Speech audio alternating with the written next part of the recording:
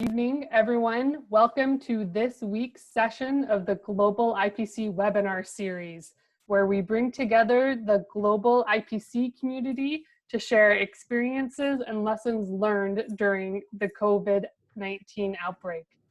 Today's topic is dead body management in the context of COVID-19, protecting the living and respecting the dead. A few reminders as we get started. Live translation is available in Arabic, French, Portuguese, Russian, and Spanish by clicking the interpretation button at the bottom of your Zoom menu.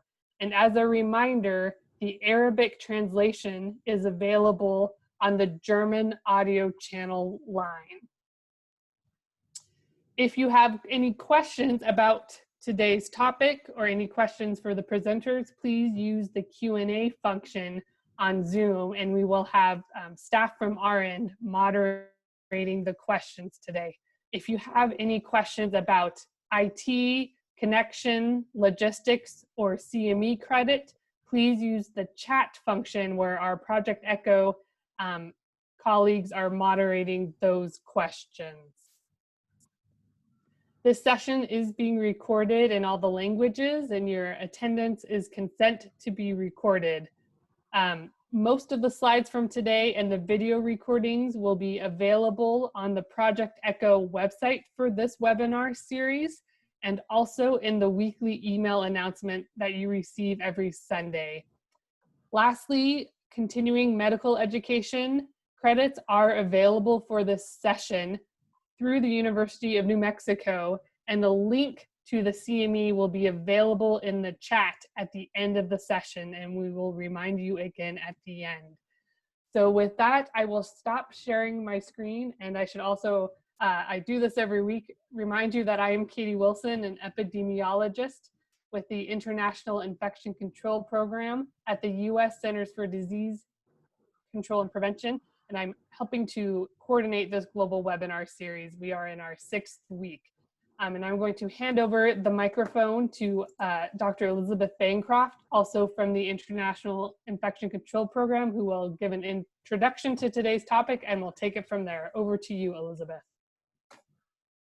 Great, thank you so much, Katie, and very glad to be here. I'm actually going to introduce the panelists who will be speaking later in the question and answer session. And I do hope that all of you take advantage of the chat box that should be at the bottom of your screen, so that if you have any questions that come up during the meeting, you'll be able to put them in, and we'll do our best to answer them with both the speakers and the panelists. The panelists will include Dr. Bassem Saeed from the EMRO office of WHO, Professor Shaheen Matar from South Africa, lately of ICANN, and also Dr. Valin Saramani from the CDC office in India. And those will be the panelists who will be speaking with you later in this session. And with that, I would really like to turn it over to Dr. Joao Toledo of PAHO, who will be giving the first speech or first talk, and then introducing the rest of our very esteemed panelists today. So over to Joao Toledo. Thank you very much, Elizabeth. Good morning, good afternoon, good evening, colleagues. I'm also glad to be here joining this session, and also co-moderating with my colleague, Dr. Elizabeth Bancroft. My name is João Toledo. I'm a medical doctor, and I work here at the Pan American Health Organization, and with infection prevention control, and also clinical management of emerging and re-emerging pathogens. As Elizabeth mentioned, instead of beginning with my speech, I'll start with introducing briefly the panelists and the speakers for this session on dead body management in the context of COVID-19, protecting the living and respecting the dead. We will have sessions and speeches by our colleagues from the New York City Office of Chief Medical Examiner, Drs. Jason Graham, Dr. Frank DePaulo, and Dr. Emily Carroll. Then we will have Dr. Oren Finnegan. He's the head of forensics in the International Committee of the Red Cross. And finally, Dr. Adebola Olainka. She's a medical doctor, and she's the IPC focal point for the COVID response in the WHO country office in Nigeria. And I'll start with myself with the welcome remarks, and also with brief presentation on the dead body management. If you just give me a second to share my screen.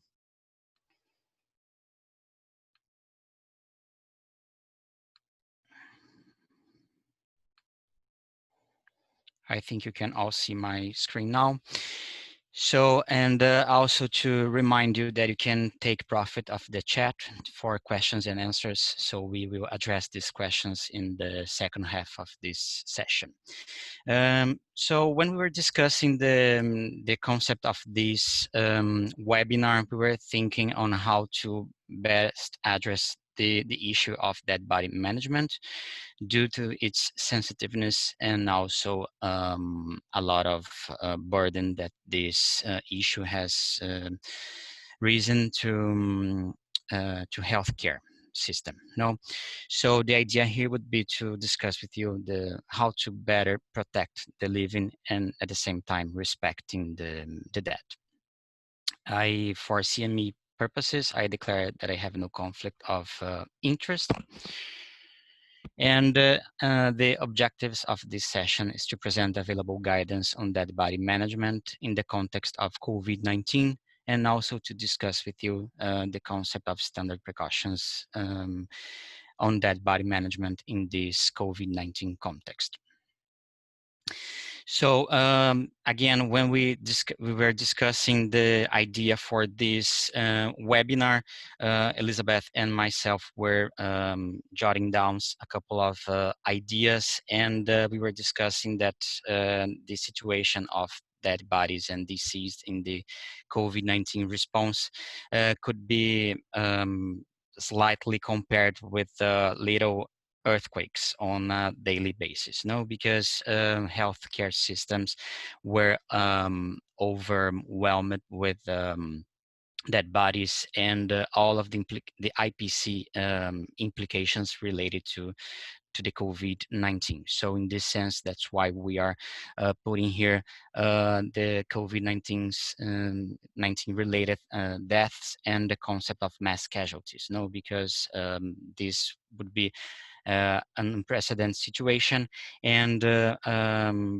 healthcare systems needed to be prepared for this response. And that's why we have our colleagues from New York City and also International Red Cross and WHO country office in Nigeria to try to address some of these questions. So the idea here, when we are respecting the dead, we need to think in the concept of the community burials, aspects related to the emotional in terms of grievance, and also take into consideration cultural traditions. That is very important in all settings. No, but at the same time, we need to protect the living, and we need to protect ourselves as healthcare workers or health workers, and also to consider the relatives. No, and when we are addressing the issue of protecting the living, we need to consider the personal protective equipment, not only its rational use, but also take into account the shortage of PPE during this response. And finally, how to disentangle this problem of the healthcare system's capacity, because dealing with these dead bodies or these diseases will somehow overwhelm the healthcare system, and this is everybody's business in the sense that everybody somehow will be involved with this. I think that one of the most challenging situation that we have faced so far, it's how to translate the reality, because we are not only discussing more than 8 million confirmed cases of COVID, but we are also discussing more than 400,000 confirmed deaths as of yesterday, and virtually the entire globe was affected by the COVID-19.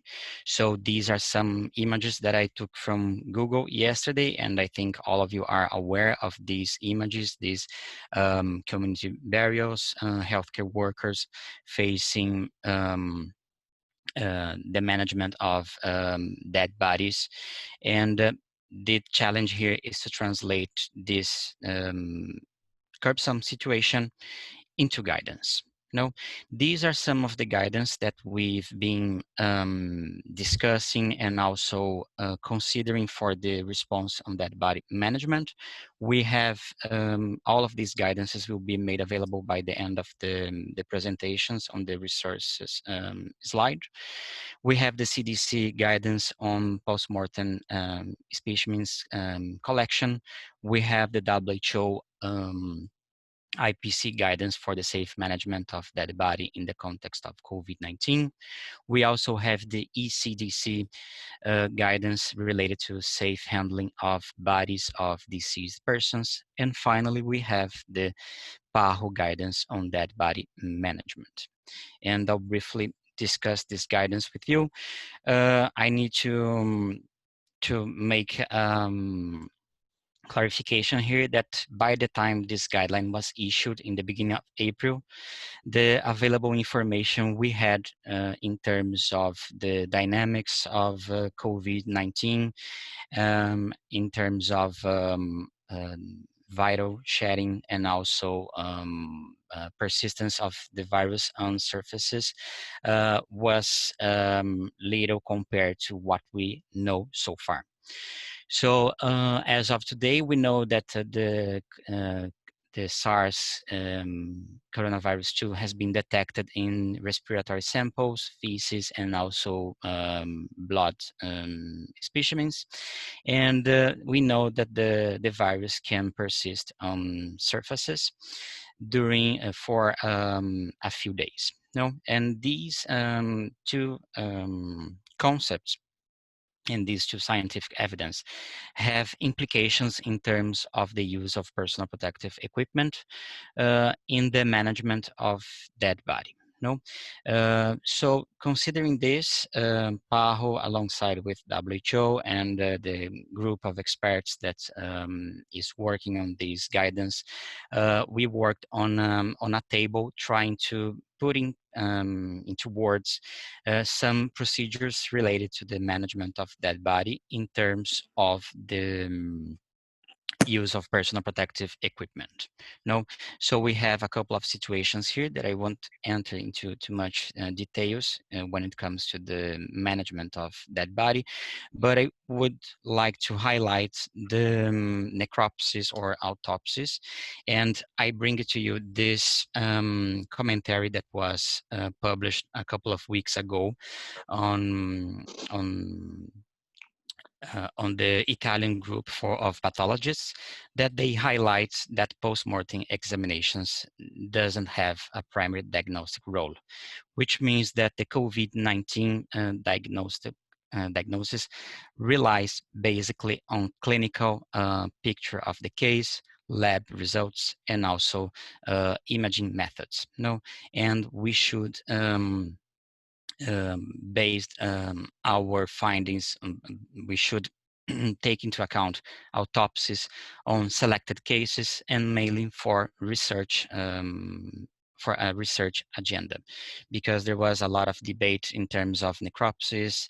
If we know that necropsis, some procedures might generate aerosols, and these aerosols might be implicated in the transmission of the disease, relying to the first concept that I mentioned to you, that mostly we need to protect the living. And finally, I just like to bring the concept of standard precautions. I apologize, some of you who may have attended some of the PAHO webinars. Whenever I discuss standard precautions, I like to bring this slide and to reinforce the concept of standard precautions. Know that sometimes we forget, and we try to push for more complicated concepts, but the concepts of standard precautions are here. No, and these concepts apply for the management of that body, which means that we always need to perform hand hygiene according to the WHO 5 moments, the rational use of personal protective equipment. We also need to consider sterilization and disinfection practices when we are managing the dead body or the deceased. And for sure, this management will generate some sort of medical waste that needs to be properly disposed. And if we are taking samples or specimens, we need to consider safe injection practices. So this is a reminder that we always need to bear in mind the concept of standard precautions, that more than ever is important in the agenda of the COVID-19 response. I think this is my last slide. These are the resources that I used to prepare this presentation. And thank you very much for your attention. I'll just stop sharing my screen. And for warm up, I would like to bring to you some polling questions, and I'll ask my colleagues from the IT to put the first question. While our IT colleagues pop up the first question, so we have time to answer this question. Does your healthcare facility have a protocol for management of dead bodies in the context of COVID-19? We still have some time.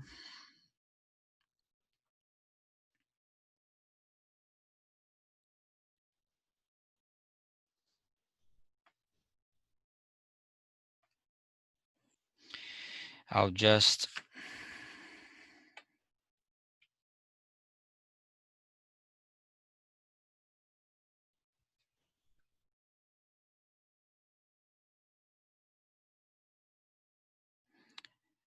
so I think we got all the votings. I'll end this first one. So 60% of the participants have work on a facility that has a protocol for management of dead bodies in the context of COVID-19. If we can move ahead to the second question, please. So the second question, do your municipal or local authorities have a plan to handle an excess of dead bodies due to COVID-19?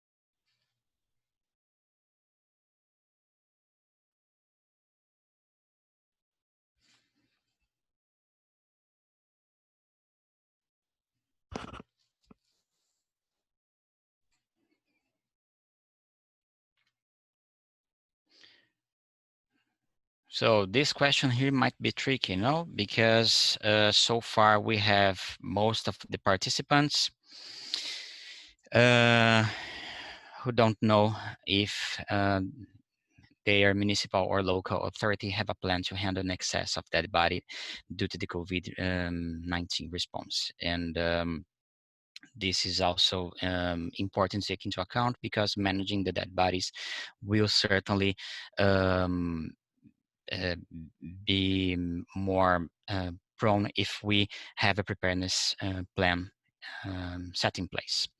If we can move to the third question. So have you had to manage a body that has died due to COVID-19?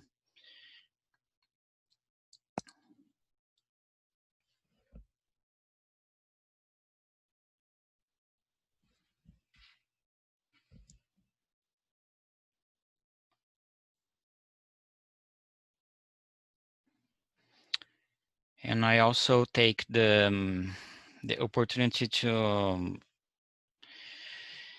ask you if you have any questions or comments. Please use the chat that we will address in the other session, other half of the session.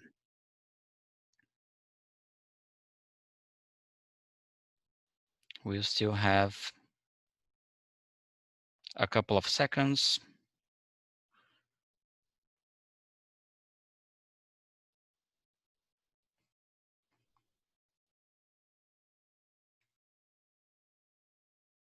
Okay, so we had 85% of the respondents said that they never had to manage a body that has died due to COVID-19, which reinforces the need to training and awareness. And finally, our last question. In your opinion, what do you think is the most challenging issue related to the management of dead bodies in the context of COVID-19? And then this is a multiple choice question, and you can check all that apply.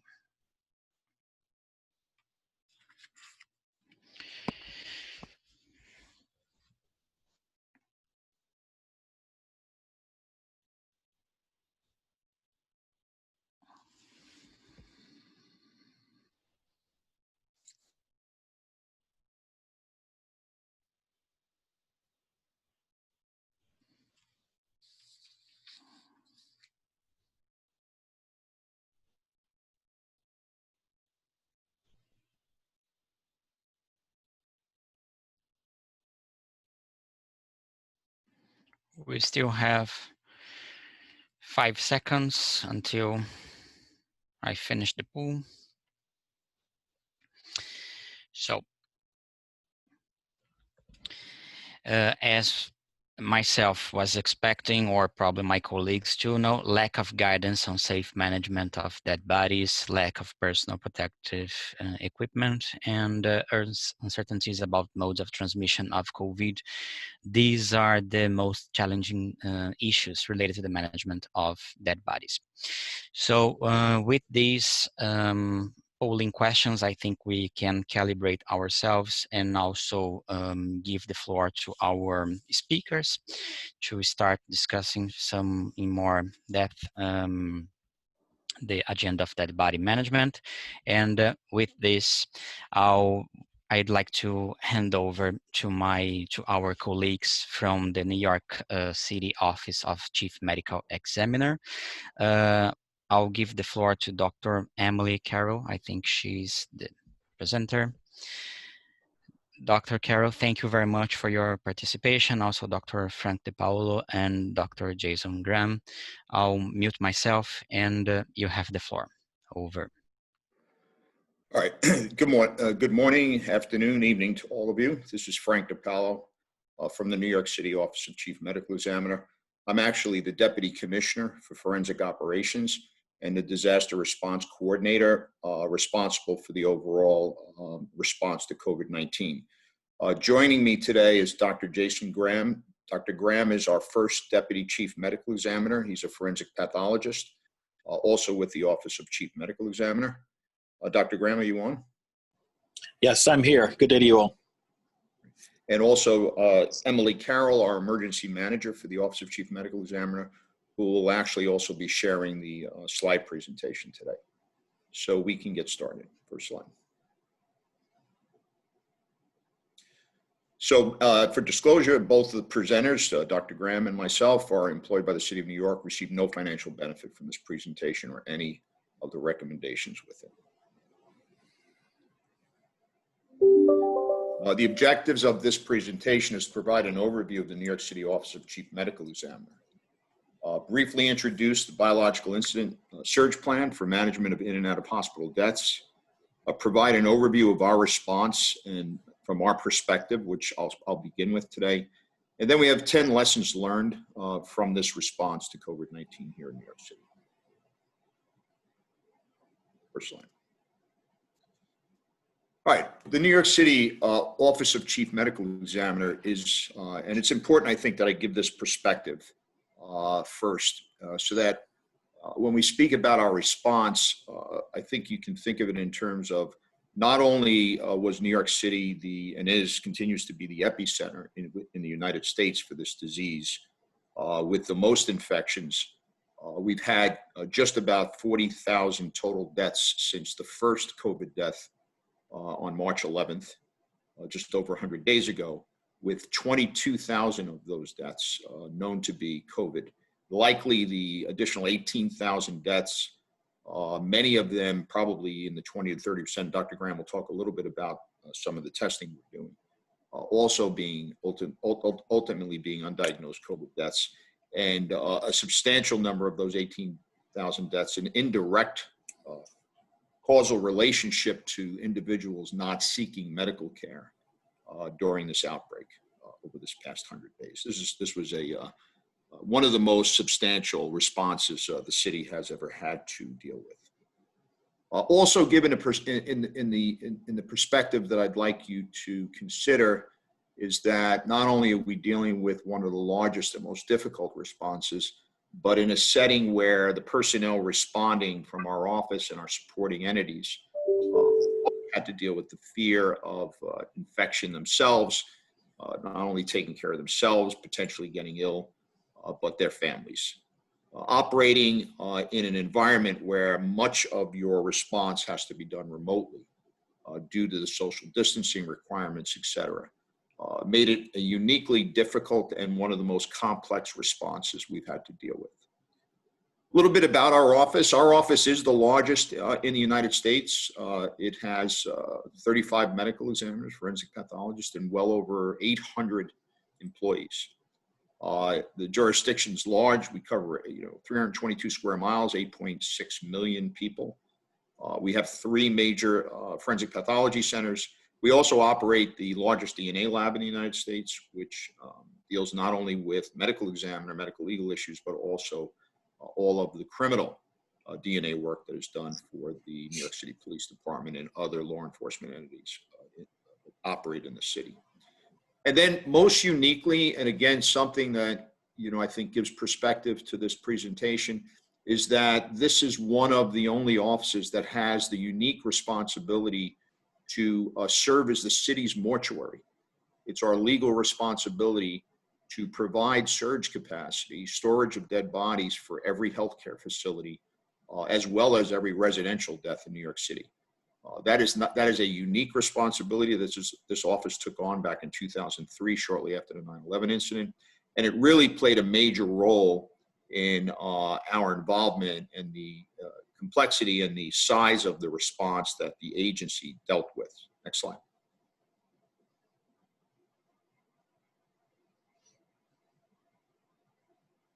Dr. Graham, you want to talk a little bit about what a typical jurisdictional authority is in relation to COVID?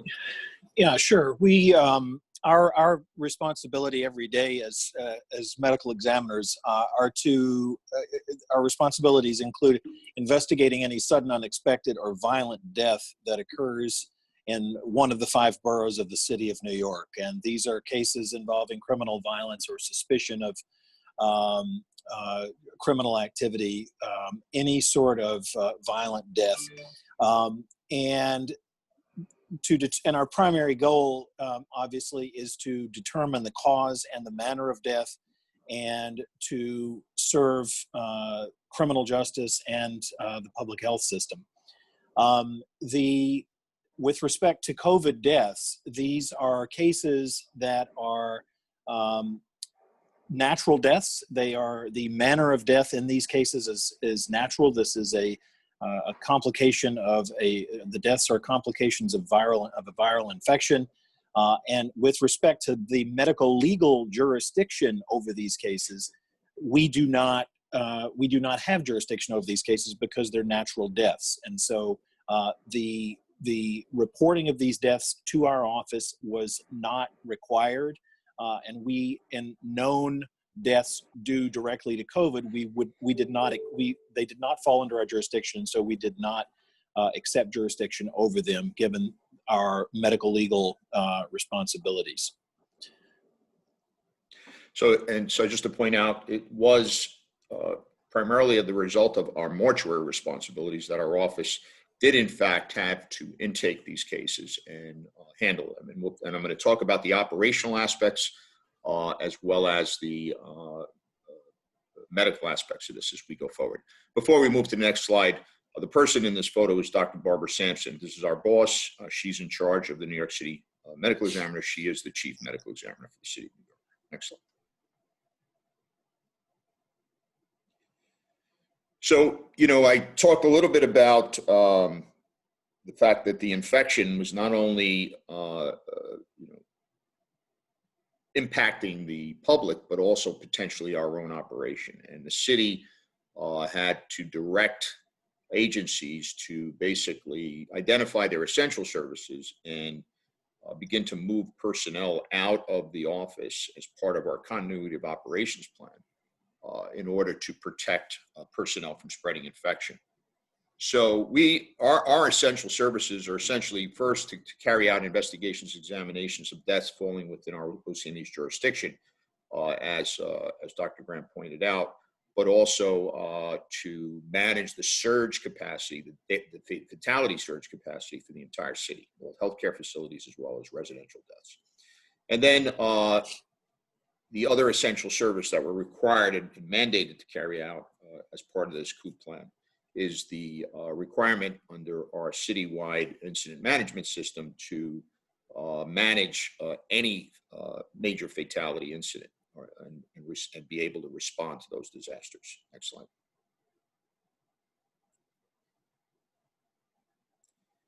So back in 2008, let me just go back a second. Oh, that's sorry. We can go. This slide is fine. Back in 2008, we initially developed a plan in preparation for H1N1, known as the Pandemic Influenza Surge Plan for in and out of hospital deaths. That plan dealt with essentially what we are dealing with today, a pandemic outbreak. The first that we've actually had to deal with since developing that plan, which was revised again back in 2016.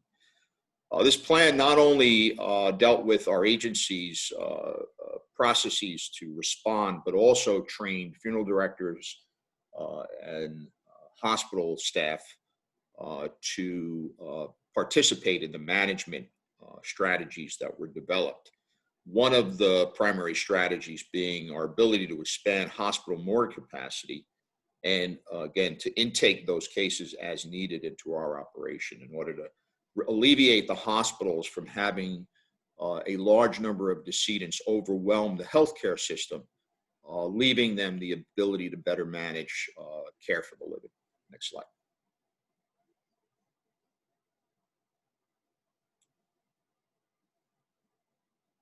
You can go to the next slide.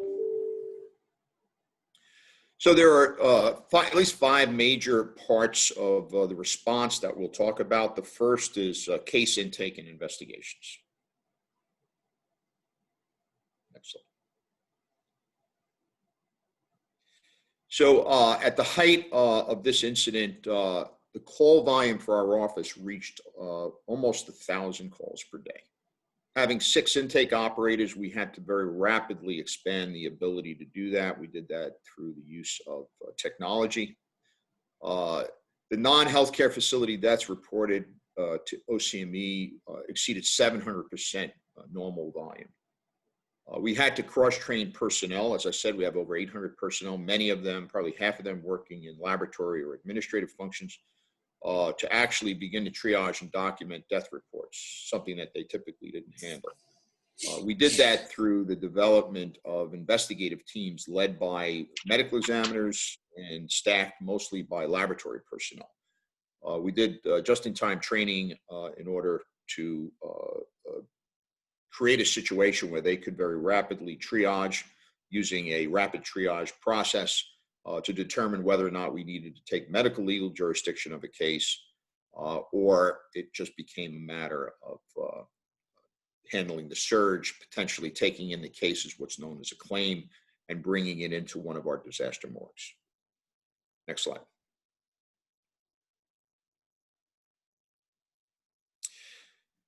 Case recovery and transport. We in New York City handle our own transport of decedents. Many jurisdictions throughout the country and the world leverage external entities such as funeral directors and funeral services.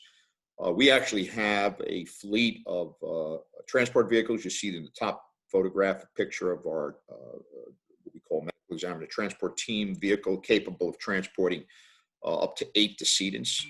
And but during this operation, we put out, it says here 20, on some days as many as 30 recovery teams that were augmented by the military, the National Guard, typically 2 medical examiner personnel and 3 to 4 National Guardsmen who would assist as these transport teams went out throughout the city, primarily picking up residential cases, residential deaths, which we saw a significant increase in during this event. Next slide.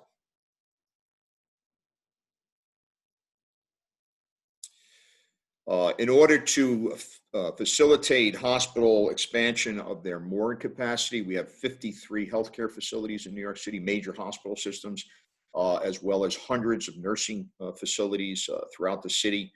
The city, through a plan that, again, was put in place back in 2008 and exercised with the hospitals, where we train the hospitals to actually be able to accept these, in some cases, tractor trailers as large as 53-foot long refrigerated systems, building tent structures and platforms and putting a system in place whereby they would be able to store hundreds of decedents in a dignified and respectful way until they could be retrieved by our office for processing in one of our disaster morgues.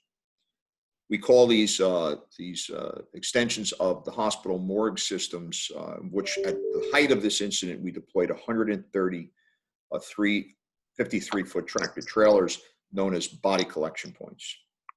Next slide.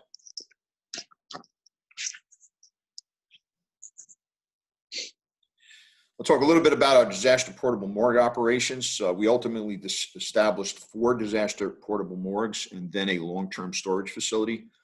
The purpose of these morgues are to expand the capacity that our office has. So we, as I said, have 3 pathology centers capable of storing at any given time 850 cases, of which we are typically 80 to 90% full on any given day under normal circumstances.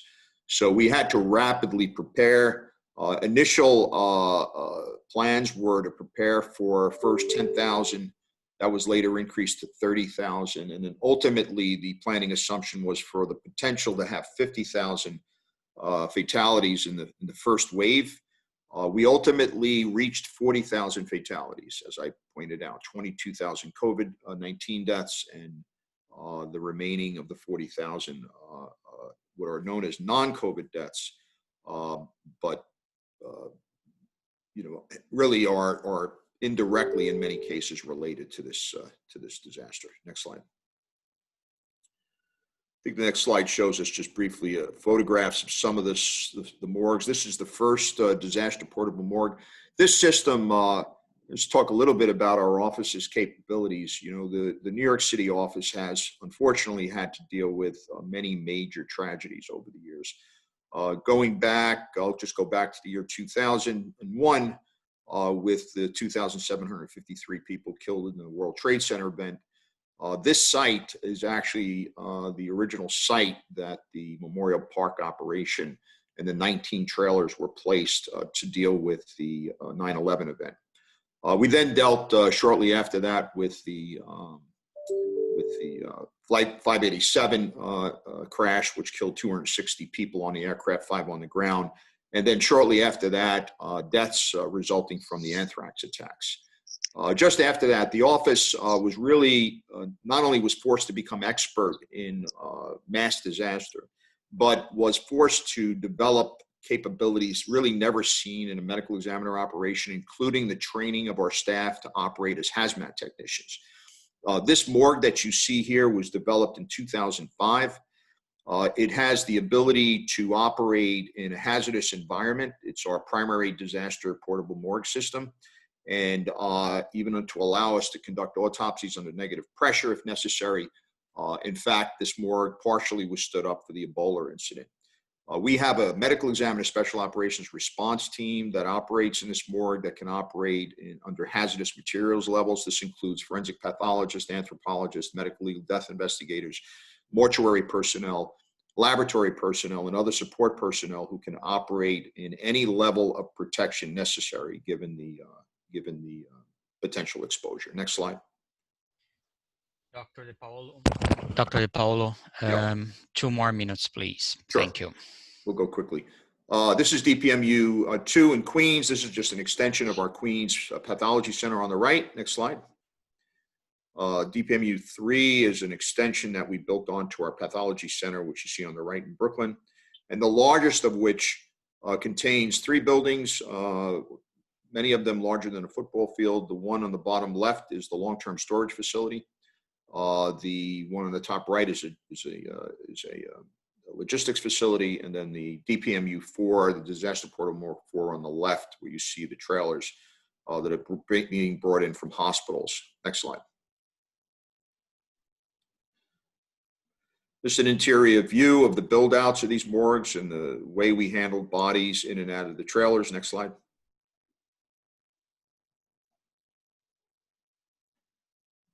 And these are just interior views. This is an interior view of the disaster portable morgue inside the electronic systems. On the right, you see the sally ports so that everything is done in a dignified and respectful way under cover, where bodies are being delivered and removed. Next slide.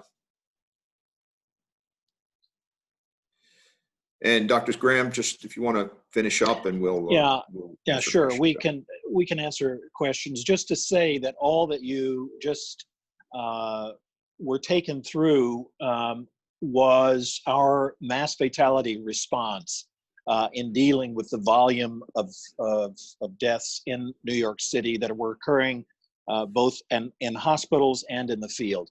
In parallel to this, in parallel to all of that, was our daily operation in maintaining forensic pathology services to the city of New York, performing medical examiner functions, determining the cause and manner of death in suspicious deaths, in homicide cases. We continued to perform autopsies. However, because of the minimization, we wanted to minimize the risk to our staff while at the same time meeting our legal responsibilities. And so we modified our operation to reduce the number of autopsies that had to be performed to those that were most critically important, yet at the same time investigating all of the routine deaths that we investigate and issuing accurate death certificates for all of those cases. So I will leave, I'll leave it at that until we get to the questions, and then for the sake of time, we can address some of the questions that I've seen coming along as we go.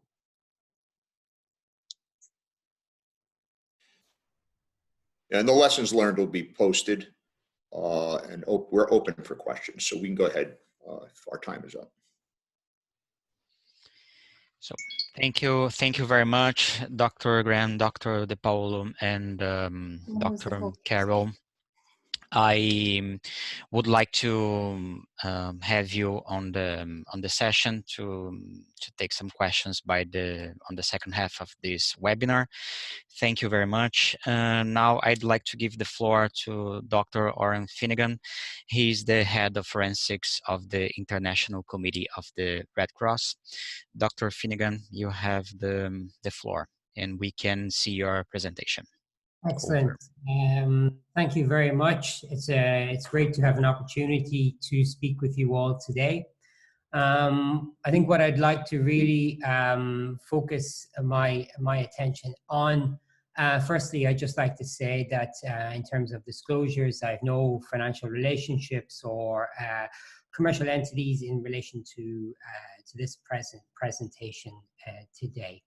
I think in an introduction, I'm working for the International Committee of the Red Cross, which is present in over 90 contexts today, dealing predominantly with situations of conflict and emergency, and working with our movement partners, the International Red Cross and Red Crescent Federation, in terms of disasters and emergencies.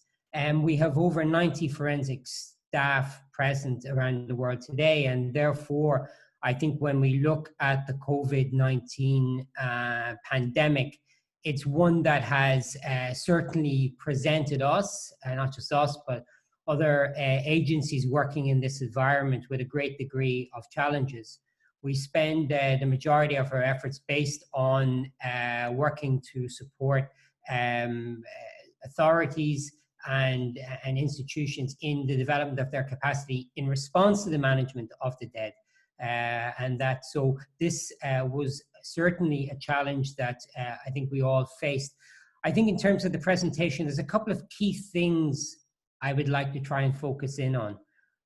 One is how we tried to structure ourselves in view of the size of the institution with over 18,000 staff, multiplicity of departments, and the risks that come with that, with mixed messaging, non-aligned guidance and advice.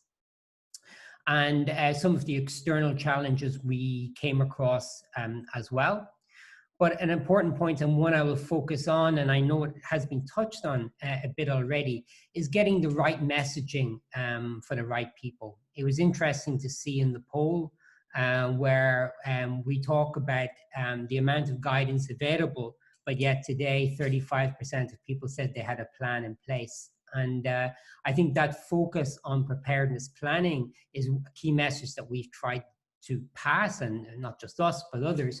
But it shows that, you know, is there an issue with the way in which we are getting our messaging out? So I'll focus a bit on that. I know we have a long way to go in relation to this pandemic, but I'll touch on a couple of the lessons that we have learned so far, and obviously I would hope that feeds into the broader discussion we will have. I think, our first key step in terms of response at a central level was to put in place an internal forensic task force, so that we knew that all guidance that was being created could be aligned as best as possible. I think the word mitigation is probably the best one. It's impossible to get everything fully aligned in an agency of this size or other agencies of similar sizes. But it's essential that we do that, and that we were able to, as best as possible, get out clear information internally in terms of what were the key messages that we saw. I think also determining how that internal information flow happened was very important. Was it purely a top-down? Were we happy to see embryonic projects or initiatives start in the field? They were things we had to look at and see what was the cost benefit or the risks of that. Another key issue was in terms of operational continuity. I say we had 90 forensic staff in the field, but how many of them were either in their place of assignment at the time that borders started being closed, and how many of them could actually leave their residence to actually engage with authorities. And that brought in a more important question of how was it we were going to engage, get messaging out, and actually help to work hand in hand with authorities to have an impact. And that was a real challenge, and still is a challenge today when we look at the amount of flights that are still grounded, and the difficulty that us and other agencies have in terms of movement of staff. So I think from there, I mean, as I said, we set out to put out guidance, but it was important that we didn't just work in an ivory tower. I think for us, it was very important that and in developing our guidance, and Dr. Toledo, you mentioned some of the guidance that's out there. And for us, it was very important to connect with that, to read it, to see what was emerging in this very new issue, and to ensure that we were as aligned as best as possible. I'll touch a bit on that in the end. So for us, that was very important. Not both in terms of getting that guidance at different levels, whether it be at the authorities level to ensure that actions could be taken, at practitioners, but also at the community level, where a great deal of effort was made to deliver communications in that regard. And I'll touch on that as I get through the presentation. Operational challenges, certainly I touched on one of those already. How were we going to gain access? I mean, certainly we're an organization that is used to seeing the challenges of access in terms of conflict by not being able to speak directly with affected people. So how could we help to use technology today to do that? And it's tremendous to see the power of webinars that are happening now, and how we are able as a community to very quickly adapt and be able to share what are key experiences that I think we all need to be aware of. Hearing one voice in a crowded room, a lot of guidance out there. How is it that we can ensure that all of this guidance doesn't become noise, and that messaging can be clear? And that's where I think the interagency engagement is fundamentally important. I look at examples in the past, the ICRC, the WHO, PAHO, and the Federation of the Red Cross and Red Crescent worked together on a manual on the management of the dead in disasters. I mean, one that showed one voice, gave out key messages that helped to address problems in that domain. I think getting the messages to the right people. But one thing that growingly became a challenge and a concern for us was the stigmatization of practitioners and deceased family members. It was clear that we saw practitioners growingly being targeted. We saw in some cases the death of practitioners. And we saw these families being stigmatized. And this was a real concern. So focusing on that key community messaging was very important. We also saw, I mean, you touched on the protection of the living. I very much would advocate for the protection of the living and the dead. And the reason I would say that is that the risk over mistreatment of the dead has a broader impact. We've seen this in conflict situations where desecration or mistreatment of the dead can cause panic, can cause retaliations against concerned authorities, against individuals. So it's important to get that type of messaging out as well. So one of the key points I want to focus on is on the right message for the right people, but also delivered in the right way. And I think that's also a problem or an issue that we need to answer. When it looks at the guidance or the posters or other material that we produce, is is the way in which it's being delivered actually being taken up and addressing the questions of the population. I always take this as a very interesting example, a case in Kenya where there was a cash delivery program, and when surveyed, 90% of those receiving cash were very satisfied with the way that they were receiving it. They just didn't know why. And I think this is an important point we need to look at, especially when we look at assistance in terms of PPE and also other aspects of that. So I think international organizations need to look at this in a bit more depth and listen more to community members. And I mean, I think an interesting point when I look at this is we focused a lot on looking at cultural and religious issues. This is something that we had addressed in our regular work on dealing with the management of the dead. And for example, in the case of Islam, what we did was connect in with our communications people to hear what were the questions that were coming up from people on the ground. And from there, created videos that actually directly answered those questions and organized meetings of religious scholars to be able to, with forensic practitioners, to be able to answer these types of questions. And that resulted in the issuing of a fatwa, which helped in terms of giving people the answers they needed. So I think it's really important that we focus on those different levels, ensuring that authorities are aware of what they need to do in terms of the practitioners in both health and death care institutions, but also that communities get clear messaging in terms of the risks or not in relation to COVID-19. And that was one of the biggest issues or questions that we have been confronted with, is from communities, is from the public. So getting those messages out has been very important to allay fear.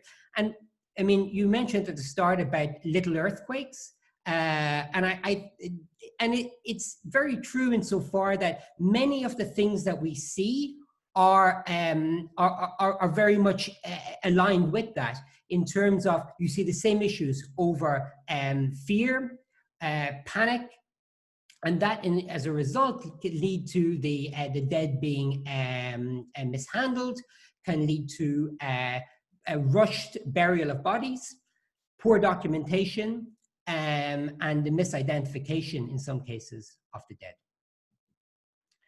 I think we need to look at new technologies in terms of how we train. We have limited access, so what do?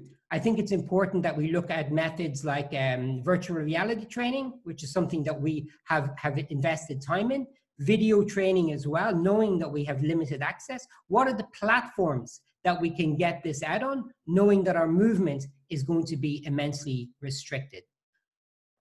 We have a long way to go. I think that's without a shadow of a doubt, but I think there are clear lessons learned. I think the key things that we see coming up again and again: coordination, access, how we communicate our messaging, and preparedness.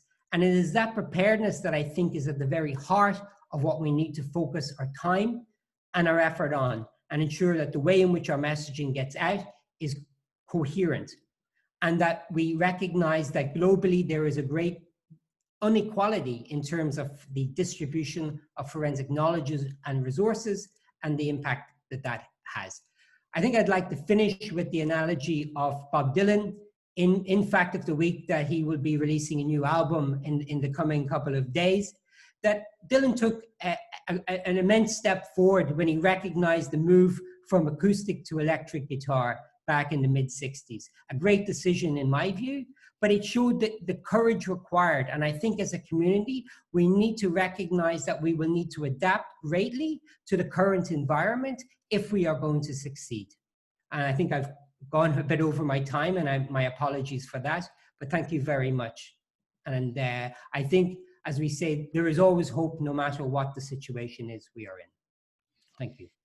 Thank you very much, Dr. Finnegan. It's interesting that you raised the issue of the guidance, and I think we're currently working on an interagency guidance, but I think we can also leave this for the panelist discussion.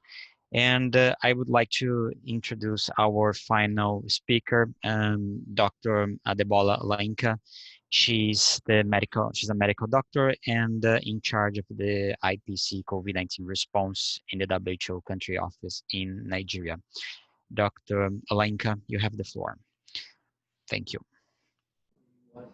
Okay, thank you. I'll start by sharing my screen.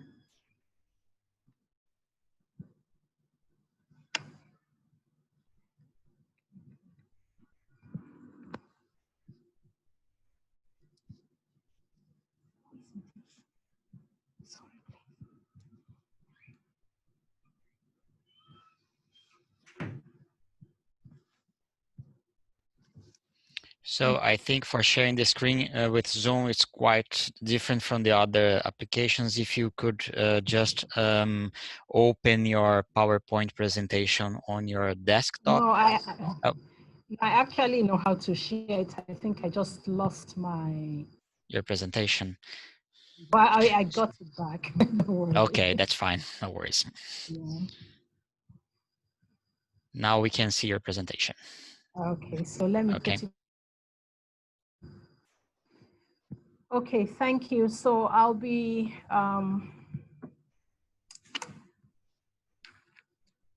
talking about burial practices during COVID and what are the benefits of autopsies and what are the limitations that we have with autopsies.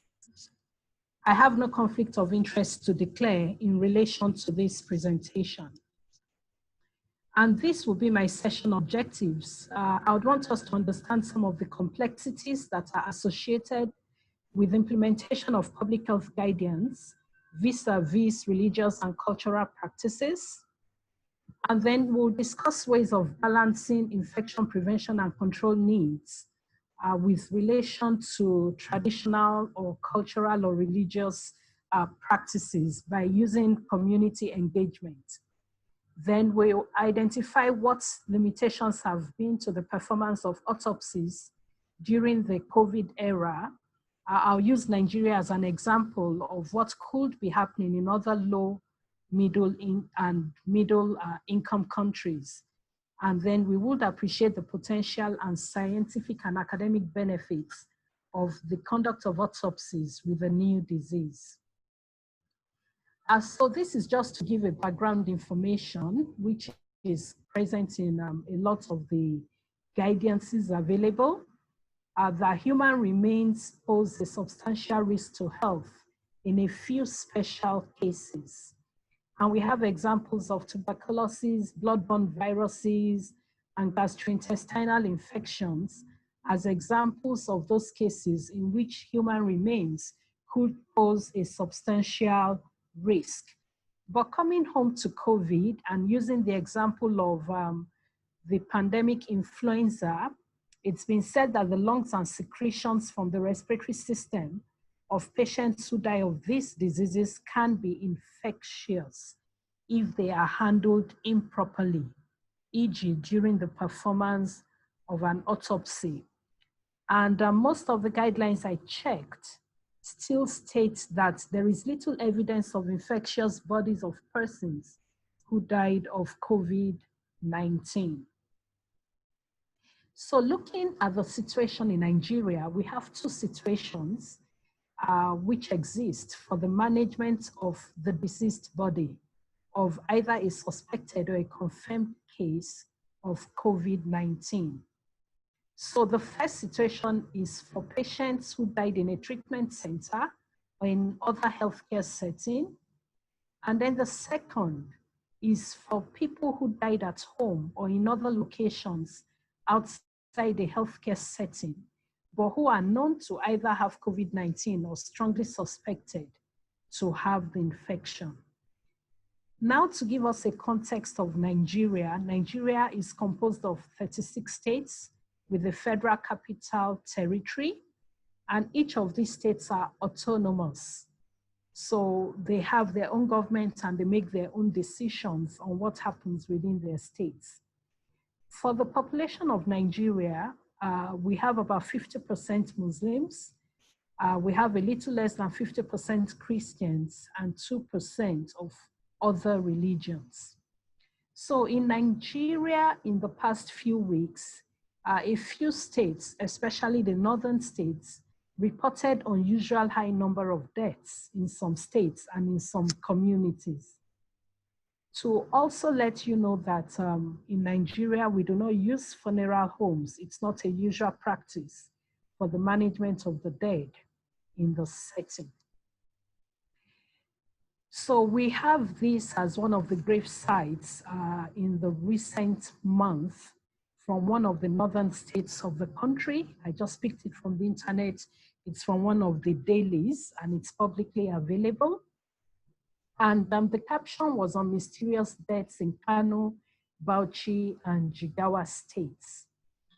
And just to briefly give you an update of the COVID situation in Nigeria, as at 17th of June, we've had a case fatality rate of 2.7% with total cases more than 17,000 and less than 500 deaths.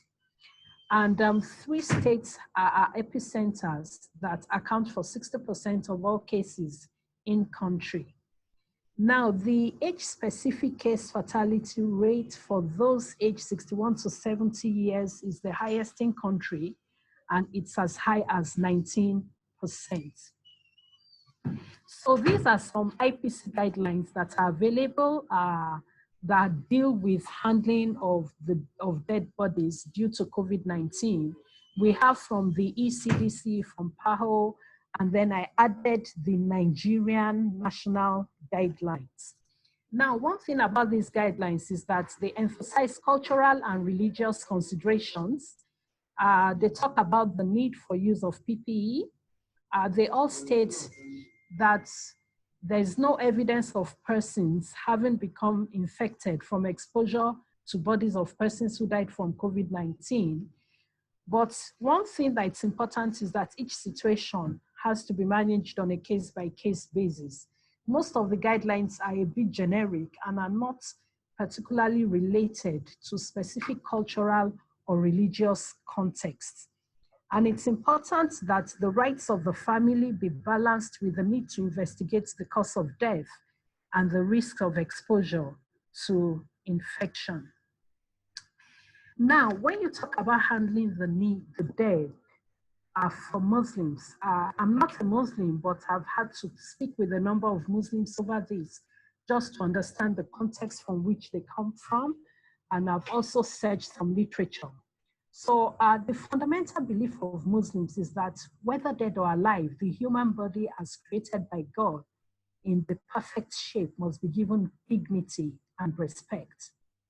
And Muslims also believe that the burial of the deceased is a collective obligation, and an Islamic funeral is considered a community and a spiritual event. And so many people love to attend the funerals as part of being a spiritual event. Another important thing in the Islamic faith is that burials need to take place as quickly as possible after death, within 24 hours, to prevent the odor of death, which is brought about by decay. Now, cremation is considered haram. Haram is something that is forbidden in Islam, and then autopsies and embalmment are strongly discouraged. So when a burial is delayed, it's considered a desecration of the human body. And they also are against exhumation of bodies because they consider it as the right of God. Another important thing for the Muslims is the ritual washing of the body that is considered a collective duty for Muslims. And the washing is done to get rid of impurities, either from the hospital or from extra fluids that might still be in the body. And this washing could be done 3, 5, or 7 times. Now, within the context in Nigeria, this ritual washing is done by elders in the society whose job it is to do so. And after that, the body is wrapped in a simple white shroud before being buried. And they use a special cart to convey these bodies to the local cemetery. So during epidemics like Ebola, a lot of adaptations have been employed, such as replacing the washing with dry cleansing or dry ablution, or the use of a white powder. But it has to be a white shroud, and the use of colored colored body bags have not really favored the use of body bags in the burial of Muslims. During such epidemics, Islamic scholars need to dictate like a new rule called a new fatwa, which announces the suspension of normal funeral rites based on concerns about transmission of the disease. And until the Islamic scholars say this, the people do not believe, they continue the normal practice. So there are so many things around this, but in the interest of time, I'll skip this. Maybe during the discussion, some things may come up. Now, for the Christian burials in Nigeria, their fundamental beliefs is that the person has an eternal soul and the body is temporary. And after life, a new body will be given. So cremations may be acceptable, autopsies and embalmings are allowed. But the service is something they hold very dear, where loved ones and friends gather to mark the passing of someone who was important to them. And they display the disease, they hold a wake, and they usually follow this with a reception, which may include a party. But one thing that has come up very strongly is that during epidemics, it's necessary to engage with community and religious leaders and local authorities in order to agree on a safe and acceptable way to handle the dead. And if you want to talk about autopsies, then there's going to be a lot that needs to be done to convince the public. Because even with so many deaths, it's been challenging to collect even a nasopharyngeal swab from the dead as a way of attempting a possible diagnosis before burial for community deaths, and autopsies are near impossible. But autopsies have been used to advance research and scholarly activities in a variety of ways. They help us to determine the exact cause of death, and then they also help in discovery of critical clarification of many medical disorders. They help to study the pathogenesis of different human disease processes. And also there are some parts or tissues of the human body that may not be available for examination except by autopsy. During this COVID pandemic, autopsy has revealed some of the changes that have happened, like the diffuse alveolar damage, and then the presence of blood clots that indicates probably a coagulopathy in cases that die. But why are autopsies being... Dr. Olenka, 2 minutes to wrap up, please. Thank you. Okay. So in communities like ours, it might be difficult to get autopsies conducted because of all the things I mentioned. There are also inadequate infrastructural challenges. There's of course the inherent fear of a new disease by the pathologist and the risks they may be exposed to. And then a lot of our pathologists are in the older age brackets, and these are people at higher risk of severe COVID disease. So what could be the way forward? It's important that low and middle income countries contribute to biomedical science. Being able to perform autopsies would really help in this. But also there will be health and safety concerns to be thought about. But more importantly, community engagement as to the need of this would be something that has to be explored very strongly. Thank you. Thank you very much, Dr. Olenka, for your presentation.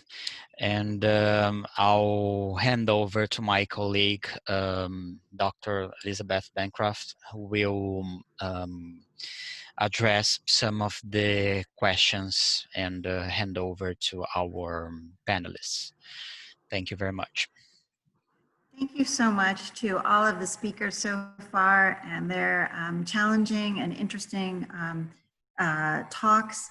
We're now going to turn it over to some of our panelists. Again, Professor Shaheen Mahtar, Dr. Valan Saramani, Dr. Bassam Zaid, and we're also going to invite our speakers as well to answer some of the questions that have been coming through the chat room and that were also submitted by you all who are registrants to these to this seminar. You submitted questions when you registered. We've also been collating through those questions. I see that our panelists are all on screen. They're on video, which is fantastic. Also, our speakers, if you're able to get on video as well, so we can have some of this interactivity, because some of these questions may involve you as well. So if you're kind enough to put yourself on video early in the morning for some of you, we would appreciate it. I'm going to start off with one question, particularly for Prof. Medar and for Dr. Graham from OCME. What is the risk to pathologists and medical examiners when performing autopsies on persons who died of COVID? And what is the correct level of personal protective equipment that pathologists should wear when performing autopsies? And what are the engineering or administrative controls that we can use in order to protect these medical examiners and these pathologists? And Shaheen, I'll start with over to you to start answering that question, please. Thank you, Elizabeth. It's a very long question. Actually, it's a lecture in itself. However, I think what's of interest to us is that we've heard from our speakers that many pathologists, basically there's not a need to do a post-mortem on a COVID patient. If we know the person has died of COVID disease, there is no need for it.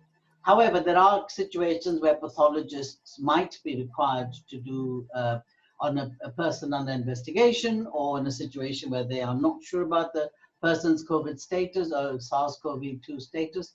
And in that case, we would say, and we have agreed, and I was listening to Oren with great interest because he's already presented to us at the WHO session, that there might be virus in the respiratory tract. And therefore, we would be looking at possibly an aerosol generating procedure, particularly if you're going into the above the diaphragm. And for this purpose, we're looking at gowns with long sleeves, which are water repellent, hopefully, gloves as normal, but a lot of the pathologists wear. They have asked for a respirator. And I think they're right to ask for a respirator. If there is going to be aerosol generating procedures, they would be wearing a face shield if they can get hold of one, and then they usually change into their own boots and scrubs and so on and so forth. But I think a very vital part of this is going to be that the ventilation in the mortuary should be really 12 air changes or more, and if possible, minimum number of staff should be involved in the post-mortem. But there is one point I want to make which didn't come across in this wonderful presentation that we've had. This virus, just because one detects virus by reverse transcriptase PCR, doesn't mean it is an infectious particle. And I think we must bear that in mind, particularly when people ask questions like, how long does it survive after people have died? Well, basically, it's such a fragile virus that even if you breathe on it too hard, it dies. It's really, really fragile. I mean, it's very active. It moves around a lot and gets to lots of people, but it really is a very fragile virus. So I think we have to bear that in mind when we look at postmortems and looking at people conducting postmortems. Thank you. I'll stop there. Excellent. Thank you so much. Dr. Graham, do you have anything to add to that? Sure. Yes, I think that I agree with the professor on several counts. I think that in my setting, in the medical examiner's setting, we encounter patients who have come in, who are dying at home, who are dying on the streets, who are dying of violence, that may have had COVID or not, and that's unknown to us. And it is with those facts in mind that we approach every one of our cases with universal precautions, using the assumption that all decedents that we autopsy, and I will say further that I agree, given that these are not medical examiner jurisdiction cases, people who are dying of COVID in the hospitals. I think we've lost your audio, Dr. Graham. Hello? We can still hear. Okay, you're good. Hello? Yeah. You're good. Yeah, You're good. I was saying that in the hospitals, again, natural deaths due to COVID, not necessarily to autopsy, although that would be the appropriate place to do autopsies for research. In the medical examiner setting, we use universal precautions. We do complete autopsies, and we, with full PPE, face shields, gowns, we use N95 masks because of course, it's not a respiratory transmission as with a living patient, but the portions of the autopsy procedure, including use of oscillating saws to enter the chest or to enter the head, are potentially aerosol generating procedures requiring N95 mask protection. And in addition to the administrative controls that the professor spoke of, the air exchanges in the autopsy suite, etc., the precautions, the cleaning precautions in the autopsy suites, and for contact exposure. We also, for any case that we autopsy that was known COVID, we would follow the CDC guidance in terms of isolating from all the rest of the autopsy cases, etc. So I think that there are specific steps that can be taken knowing a case is COVID positive. Perfect. Thank you so much, Dr. Graham. Along those lines, I'm going to switch over to a question to Dr. Suramani. I hope I'm pronouncing your name correctly, Valen. And one of the questions that you actually posed to me, I'll pose it back to you, is that should dead bodies be tested for COVID-19? If you think the person might have died of COVID-19, but you don't otherwise have confirmation, or should all persons who died of unknown causes be tested for COVID? And if it's possible, if you can answer, and this I think is a bit of an unknown, how long after death with COVID can there still be a positive test? Yeah. As far as should we collect samples from a dead body for COVID-19 for confirmation? So I think most of the speakers have already answered this question. So when you need a definitive diagnosis, if you don't have a diagnosis, priorly the sample was not collected, so then you may have to test the samples. This may be used mainly for the surveillance purpose, and it will be very useful in tracing the contacts. You know, like somebody died from home, and like unless you have the result, like you don't know whether to isolate them or like what are the containment measures you should be taking with the person's family members and the attenders who attended the patient. And even for the unclaimed bodies, like, and people don't know like whether how they died, like was it due to COVID? So in these situations, there are a lot of medical legal implications which may vary from country to country. So it is very, very important. And also there will be a lot of questions posed to the administration that so many people died earlier, you never tested, like now if you are not testing the dead. So like to answer some of the questions about the death case ratio and all, you may have to do for the surveillance purpose also. So like it may be necessary to do a test for COVID in a dead body. And next question was regarding how long the virus can be detected from a dead body. So there are no data currently available on the frequency of detection of SARS-CoV-2 by RT-PCR. But if testing for COVID is done on a postmortem, for like mainly the nasopharyngeal swab is done, it has to be done within 3 days of postmortem. And because like if you take post then after that, like the chances of isolation will be very, very less. And again, like if you are taking immediately after dying, like the chances of detection is more, the sensitivity decreases over time. So I think CDC also has the similar same recommendation for taking the swabs like up to 3 days. And if it is not possible, then like you can opt for other methods like histopathology using a formalin fixed, formalin fixed and paraffin embedded histopathologic specimens can be used to have a histopathologic diagnosis. Thank you so much. If I could, Dr. Bancroft, if I could add to that, it's Jason Graham. Just certainly, Dr. Graham. One line. I agree what our colleague Dr. Sramani just said, but we have had the experience here of testing dead bodies for COVID, even after a prolonged postmortem interval. People who have been found dead at home after days of putrefaction and have performed the postmortem testing and have had positive results, even after in moderately to even severely putrefied or decomposed bodies. Again, that harkens back to Professor Mehtar's statement that the detection of virus by RT-PCR is a completely different question than the infectivity of that particular decedent. But we have been able to detect in putrefied bodies the presence of the virus. Great. Thank you so much for that insight. You guys in New York really probably have the greatest series and knowledge of that. I'm going to turn now to Elizabeth. Can I just add one little point, which I want to talk from wearing my hat, somebody looking after the COVID aspects in a low to middle income country. We haven't got the luxury of having loads of tests.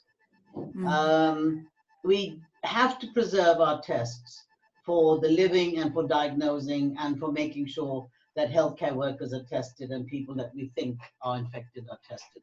So we would not spend time, or more like money or resources, testing a dead body for COVID now. We're looking for SARS-CoV-2. We wouldn't do that because we just haven't got the tests to be able to do that sort of thing. Even though we've got less than 2,000, I've got 1,200, less than 1,200 cases of people that died, we still would not do it. And I just thought I'd put it out there because lots of people in low to middle income countries think this is what we have to do. Well, we can't. I apologize to my colleagues, but yeah. No, Prof, that is an excellent insight you've given, and I think is very consistent with what Bola has given, also as an insight from Nigeria, which is it's just not reasonable to expect a lot of tests. I did want to turn to my colleague, Dr. Zaid, to discuss questions that have to do with largely with the funerals and with preparation, including the people, family members in preparing the body, which has been so important, and again, which we've heard about from Nigeria. So Dr. Zaid, I wonder if you could address the question of if it's safe for family members to touch bodies or help in the preparation of a body before burial. And what are the particular steps or precautions that can be taken to make sure it's safe for family members to help in that preparation? Thanks, Elizabeth. Do you hear me? Yes, we can hear you.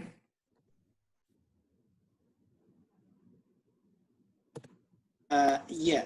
I think first of all, if the necessary precautions are taken, and particularly use of standard precautions and also the droplet precautions, family members may be able to Dr. Zaid, breaking up a little. Preparing the body, and also that elderly people above 60. Yes. Mm-hmm. Shall I continue? Yes, elderly please. People above 60 and people with immunity impairment and chronic diseases, and also children.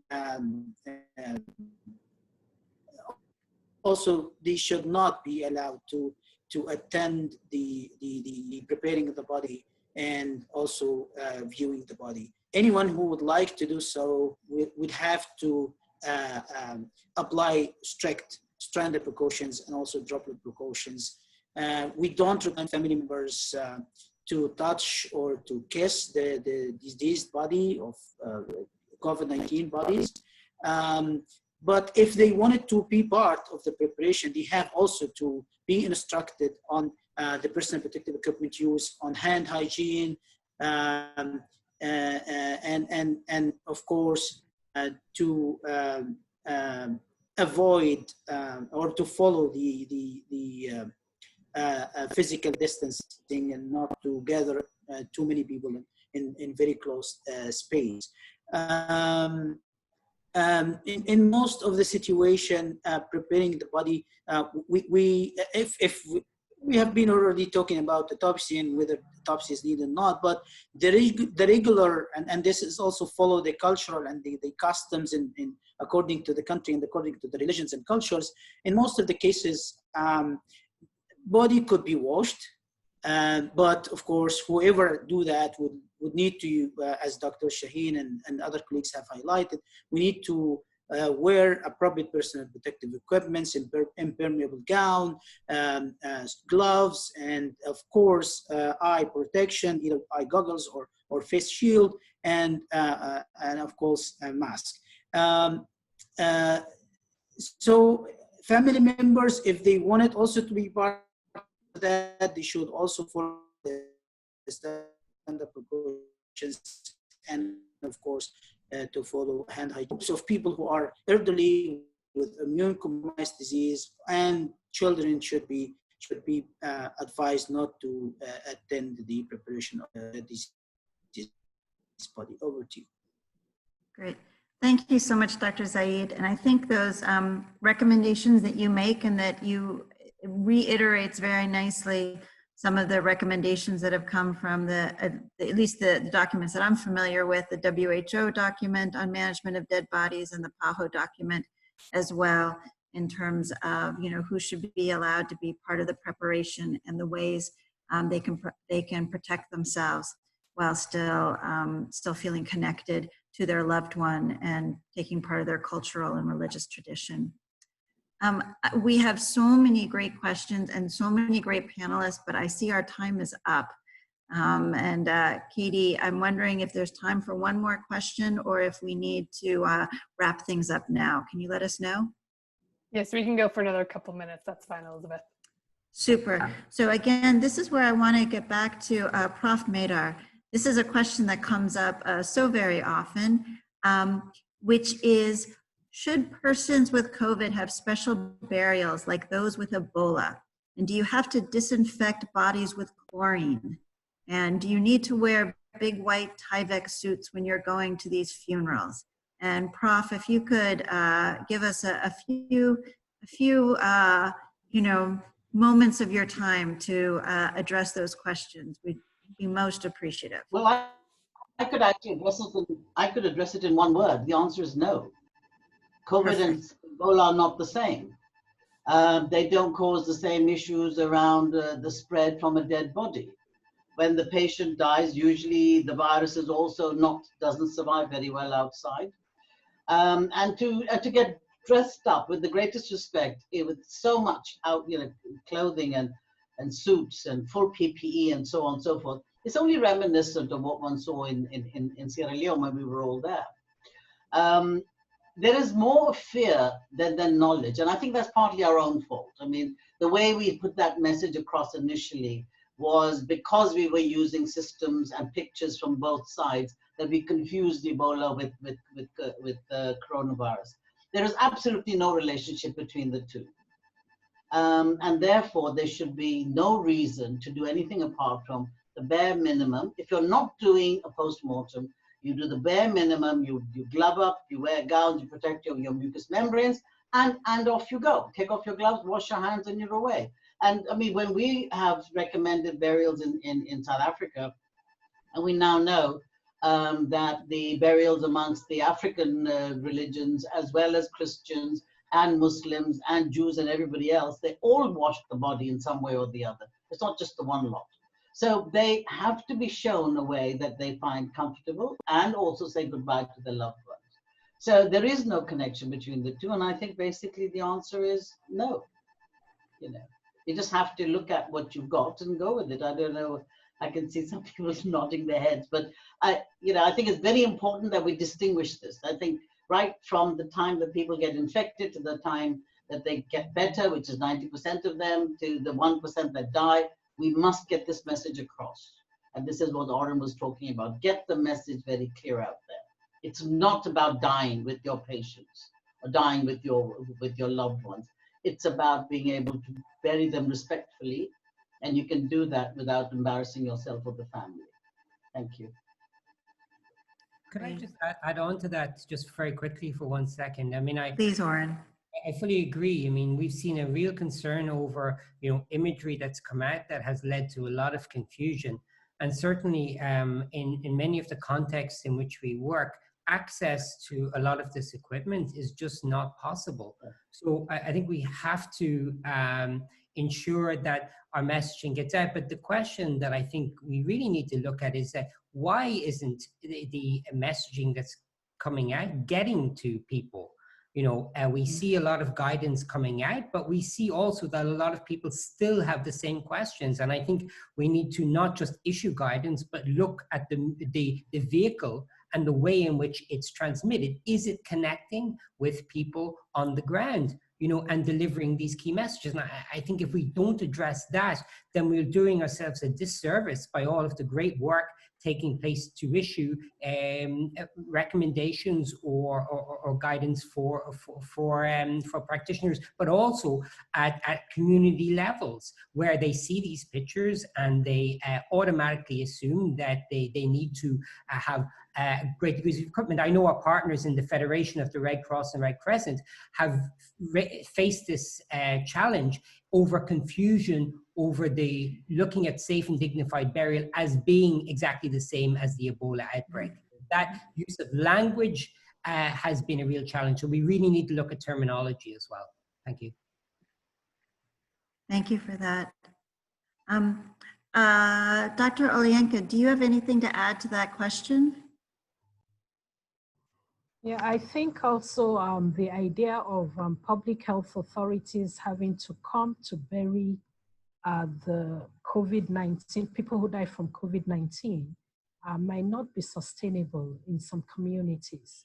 But people who normally handle such bodies, considering the fact that the body of someone who died from COVID is not potentially infectious, they could actually be trained, because there are people within the community whose job it is really to do that. So they could be trained on the IPC aspect, the use of PPEs and hand washing after. And I think they could comfortably do this well. And it would actually relieve the public health system of having to bury everybody who dies from COVID. Over. Thank you so much. Again, our time is over, but I was reminded we wanted to have a time for questions about repatriation of human remains. We know a lot of people, unfortunately, are dying away from their home, and we're trying to find ways of getting them home for their burial, for their loved ones. And Dr. Saramani reminds us that there are guidelines on repatriation of human remains that have been prepared by WHO, CDC, IATA, which I think, if you can remind us, Dr. Saramani, what IATA stands for. International Air Transport Association and International Aviation Organization. So we wanted to let people know that there are actually resources on repatriation. Unfortunately, we just don't have time to have a discussion of that right now. We wish we did. We got a little caught in our timing, but just want to thank you all. For me, thank you to all the panelists for taking time and sticking around to answer the questions. I know we have so much knowledge to share and to give, but I also recognize that we're almost at 9:40 and that the ECHO session should be ending now. So I will turn it back over to Katie Wilson. Yes, and again, like Elizabeth said, thank you to all of the speakers and all the panelists. There were great presentations and great questions and great discussions today, and we would like to keep those conversations going. So very quickly to end, just announcements. As a reminder, CME credit is available, and if you can go to the chat box, Amy from ECHO has posted those links to the CME, and you can complete the survey. And we will be continuing this series next week, talking about environmental cleaning, mostly for healthcare facilities in the context of COVID-19. So please join us again for that discussion next week with many questions. And with that, we will sign off and say goodbye. And thanks again to everyone, and have a good day. Bye all. Thank you. Bye. Thank you. Bye. Thank you. Bye-bye. Thank you. Bye. Bye. Thanks very much. Bye-bye. Thank you.